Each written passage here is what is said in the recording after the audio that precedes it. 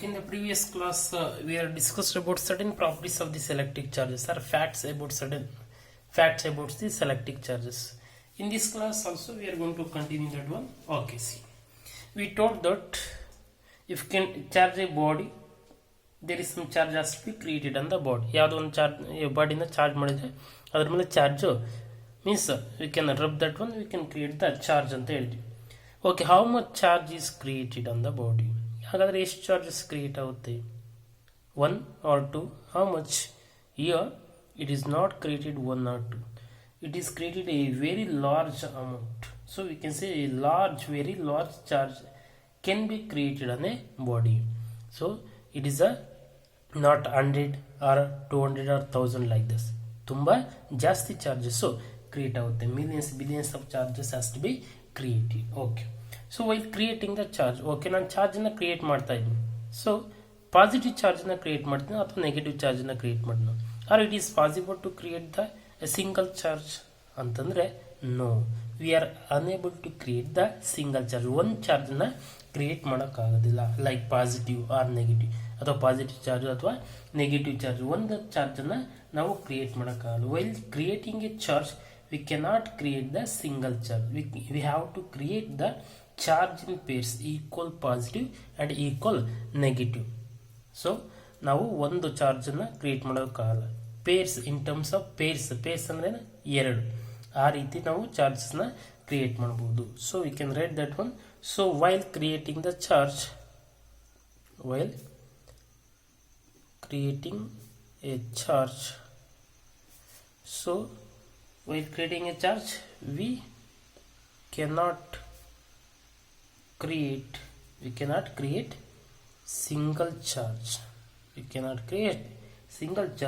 We have to create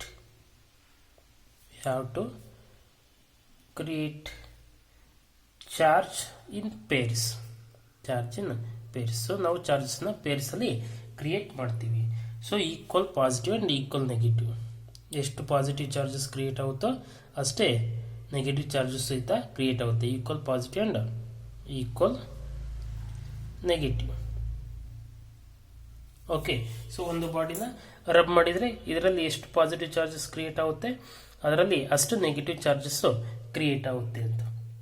okay, so in practically, so where we get these charges alone by Faraday, which gives a negative by doing some experiments. See, positive and negative ಏನು ಹೇಳ್ದ, ನಮಗೆ positive charges ಮತ್ತು negative charges ಅಂತ ಹೇಳ್ತಾ ಇದ್ದೀವಿ. But where we get this positive and negative charges ಯಾವುದರಿಂದ ಸಿಗುತ್ತೆ ನಮಗೆ? ಯಾವ ಮೆಟೀರಿಯಲ್ದ ಪಾಸಿಟಿವ್ ಚಾರ್ಜ್ ಸಿಗುತ್ತೆ, ಯಾವ ಮೆಟೀರಿಯಲ್ದ ನೆಗೆಟಿವ್ ಚಾರ್ಜ್ ಸಿಗುತ್ತೆ ಹಾಗಾದರೆ? So that is given by the Faraday. He done so many experiments. Okay, so Faraday ಏನು ಮಾಡ್ತಾನೆ, ಎಷ್ಟೋ ಎಕ್ಸ್ಪೆರಿಮೆಂಟ್ಸ್ ಅನ್ನು ಮಾಡಿ ಯಾವುದರಿಂದ ಪಾಸಿಟಿವ್ ಮತ್ತು ಯಾವುದರಿಂದ ನೆಗೆಟಿವ್ ಚಾರ್ಜಸ್ ನಮಗೆ ಸಿಗುತ್ತೆ ಅಂತಕ್ಕಂಥದ್ದನ್ನ ಎಕ್ಸ್ಪ್ಲೈನ್ ಮಾಡ್ತಾನೆ.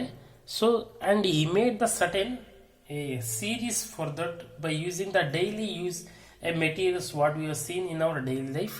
So that series we call as a Faraday series or electrostatic series. ಆ ಒಂದು ಸೀರೀಸ್ನ ಫ್ಯಾರಡೆ ಸೀರೀಸ್ ಅಥವಾ ಎಲೆಕ್ಟ್ರೋಸ್ಟಾಟಿಕ್ ಸೀರೀಸ್ ಅಂತ ಕರೀತಾರೆ. ಏನು ಮಾಡ್ದ ಅವನು, ಕೆಲವೊಂದು ಮೆಟೀರಿಯಲ್ಸ್ನ ತೊಗೊಂಡ. ಸೊ ಕೆಲವೊಂದು ಮೆಟೀರಿಯಲ್ಸ್ನ ತೊಗೊಂಡು ಎಕ್ಸ್ಪೆರಿಮೆಂಟನ್ನು ಮಾಡಿ, ಸೊ ಯಾವುದು ಪಾಸಿಟಿವ್ ಚಾರ್ಜಸ್ನ ಕ್ರಿಯೇಟ್ ಮಾಡುತ್ತೆ, ಯಾವುದು ನೆಗೆಟಿವ್ ಚಾರ್ಜಸ್ನ ಕ್ರಿಯೇಟ್ ಮಾಡುತ್ತೆ ಅಂತಕ್ಕಂಥದ್ದನ್ನ ಹೇಳಿದ್ದಾನೆ. ಸೊ ಯಾವಾಗ ಎರಡು ಮೆಟೀರಿಯಲ್ಸ್ನ ರಬ್ ಮಾಡ್ತೀವಿ, ಯಾವುದ್ರ ಮೇಲೆ ಪಾಸಿಟಿವ್ ಕ್ರಿಯೇಟ್ ಆಯಿತು, ಯಾವುದ್ರ ಮೇಲೆ ನೆಗೆಟಿವ್ ಕ್ರಿಯೇಟ್ ಆಯಿತು ಅಂತಕ್ಕದನ್ನು ಈಸಿಯಾಗಿ ಐಡೆಂಟಿಫಿಕೇಶನ್ ಮಾಡೋದಕ್ಕೆ ಒಂದು ಸೀರೀಸನ್ನು ಕೊಟ್ಟಿದ್ದಾನೆ. ಸೊ ಆ ಸೀರೀಸ್ ಮುಖಾಂತರ ನಾವು ಈಸಿಯಾಗಿ ಫೈಂಡ್ ಔಟ್ ಮಾಡಬೇಕು. ಆದರೆ ಹೇಳಬೇಕು ಇದರ ಮೇಲೆ ಪಾಸಿಟಿವ್ ಚಾರ್ಜ್ ಕ್ರಿಯೇಟ್ ಆಗಿದೆ ಅಂತ ಹೇಳ್ಬೇಕಂದ್ರೆ you must know that it is rubbed with what ಅಂತ. ಅಂದರೆ ಯಾವುದಕ್ಕೆ ರಬ್ ಮಾಡಿದ್ದೀವಿ ಅನ್ನೋದನ್ನ ಗೊತ್ತಿದ್ರೆ ಮಾತ್ರ ನಾವು ಹೇಳೋದಕ್ಕೆ ಸಾಧ್ಯ, ಪಾಸಿಟಿವ್ ಚಾರ್ಜ್ ಕ್ರಿಯೇಟ್ ಆಗಿದೆಯೋ ಅಥವಾ ನೆಗೆಟಿವ್ ಚಾರ್ಜು ಕ್ರಿಯೇಟ್ ಆಗಿದೆಯೋ ಅಂತ. ಸೊ ಆ series contains A materials like this. Okay, ನಮಗೆ ಗೊತ್ತಿದೆ ಏನಂತ, when the glass is rubbed,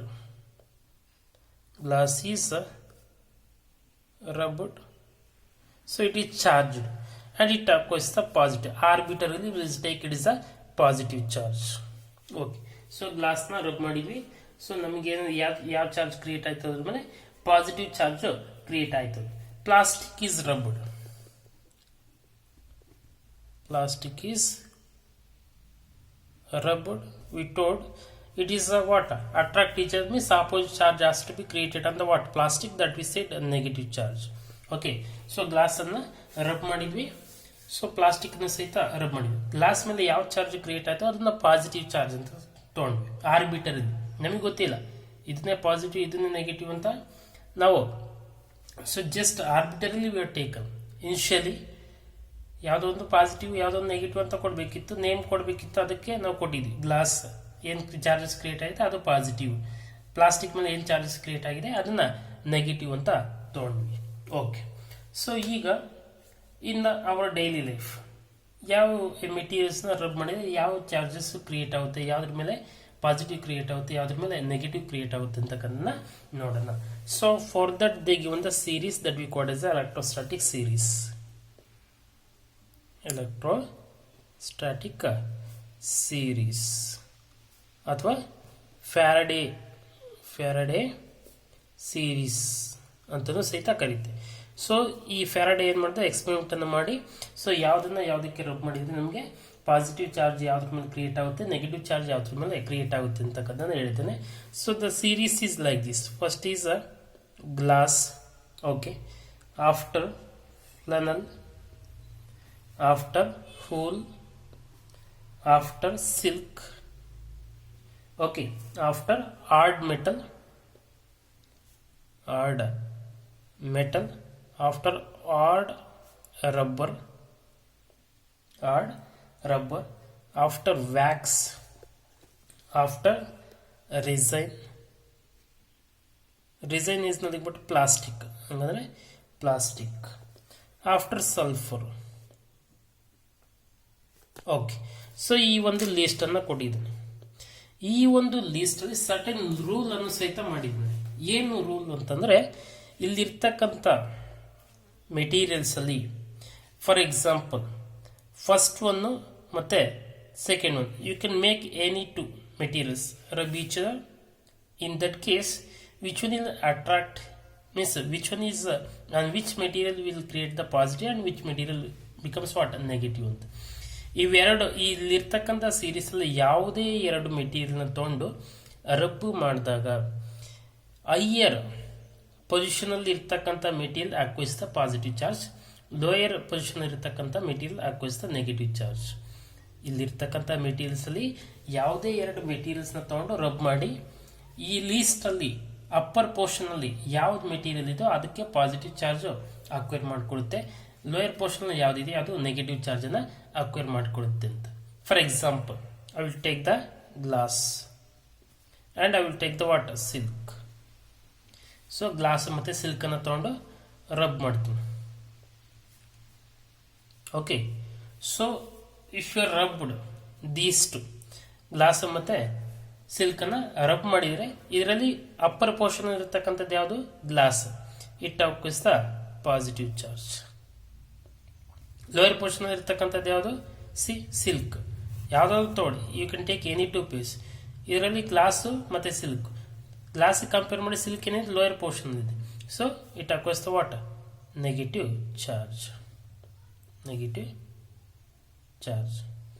suppose if I take on this ಏನು ಮಾಡ್ತೀನಿ, so I will take this metal, hard metal and plastic ಇವೆರಡನ್ನ ತಗೊಳ್ತೀನಿ. ಸೊ ಇವೆರಡನ್ನ ತಗೊಂಡ್ರೆ ಇಲ್ಲಿ ಅಪ್ಪರ್ ಪೋರ್ಷನ್ ಇರತಕ್ಕಂಥದ್ದು ಯಾವುದು hard metal, it acquires the positive, and plastic it acquires the what negative. So like this we can identify on which material the positive charge is created and which material negative charge is created. So this rule we series we called as what Faraday series. ಈ manner ಅಲ್ಲಿ ನಾವು ಯಾವುದು positive ಯಾವುದು negative ಅಂತಕ್ಕಂಥದ್ದನ್ನ ಈಸಿಯಾಗಿ identification ಮಾಡಬಹುದು. ಯಾವಾಗ if you know that what are the material they given, that material is rubbed with which material. ಈಗ ಅವನ ಗ್ಲಾಸ್ ಅನ್ನ ಕೊಟ್ಟಿದ್ದಾನೆ, if they given only glass you can't able to say it is positively charged or negatively charged. ಬರೀ glass ಇದ್ರೆ positive charge ಆಗಿದೆ ಅಥವಾ negative charge ಆಗಿದೆ ಅಂತ ಹೇಳಕ್ಕಾಗಲ್ಲ. If they said the glass is rubbed with water silk, you can say that it is positively charge. Or if the glass is rubbed with wool, we can say the glass is positively charged because in this list glass is in the upper portion, wool is in the what, lower portion. So ಇಲ್ಲಿ upper portion ಇರತಕ್ಕಂಥದ್ದು positive charge ಅನ್ನ acquire ಮಾಡಿಕೊಳ್ಳುತ್ತೆ, lower portion ಇರತಕ್ಕಂಥದ್ದು negative charge ಅನ್ನ acquire ಮಾಡಿಕೊಳ್ಳುತ್ತೆ. So glass whole ಜೊತೆಗೆ rub ಮಾಡಿದ್ರೆ ನಮಗೆ ಗ್ಲಾಸ್ಗೆ ಏನು ಸಿಗುತ್ತೆ, ಪಾಸಿಟಿವ್ ಚಾರ್ಜ್ ಸಿಗುತ್ತೆ. So this whole acquires the negative charge. Like this you can easily identify.